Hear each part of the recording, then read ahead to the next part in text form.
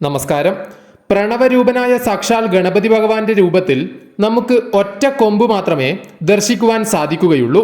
ഇതിനു പിന്നിലും ഒരു ഐതിഹ്യ കഥ പറഞ്ഞു കേൾക്കുന്നുണ്ട്. ശിവപാർവതിമാർക്ക് കാവൽ നിന്ന ഗണപതി ഭഗവാൻ പരമശിവനെ കാണുവാൻ വന്ന പരശുരാമനെ തടഞ്ഞു നിർത്തിയെന്നും ഇതിൽ കോപാകുലനായ പരശുരാമൻ തനിക്ക് പരമേശ്വരൻ തന്നെ സമ്മാനിച്ച പരശുകൊണ്ട് അഥവാ മഴുകൊണ്ട് ഗണപതിയുടെ ഒരു കമ്പ് അരിഞ്ഞു കളഞ്ഞു എന്നാണ് ഐതിഹ്യം പറയുന്നത്. തൻ്റെ നേർക്ക് വന്ന പരശുവിനെ ഗണപതി ഭഗവാൻ വണങ്ങി നിന്നു. കാരണം അത് തൻ്റെ പിതാവായ പരമേശ്വരൻ നൽകിയ ആയുധമാണ് എന്ന് തിരിച്ചറിഞ്ഞതുകൊണ്ടും അതിനെതിരെ പ്രവർത്തിച്ചു കഴിഞ്ഞാൽ അച്ഛനെ വെല്ലുവിളിക്കുന്നതിന് തുല്യമാണെന്നും ആ പരശു ഒരിക്കലും പരാജയപ്പെടുവാൻ പാടില്ല എന്നുമുള്ള തിരിച്ചറിവിൽ നിന്നാണ് ഗണപതി ഭഗവാൻ അങ്ങനെ ചെയ്തത്. ഇങ്ങനെയാണ് പരശുരാമന്റെ ദിവ്യ ആയുധമായ പരമേശ്വരൻ സമ്മാനിച്ച മഴുവിലൂടെ ഗണപതി ഭഗവാൻ ഒറ്റക്കൊമ്പനായി മാറിയത്.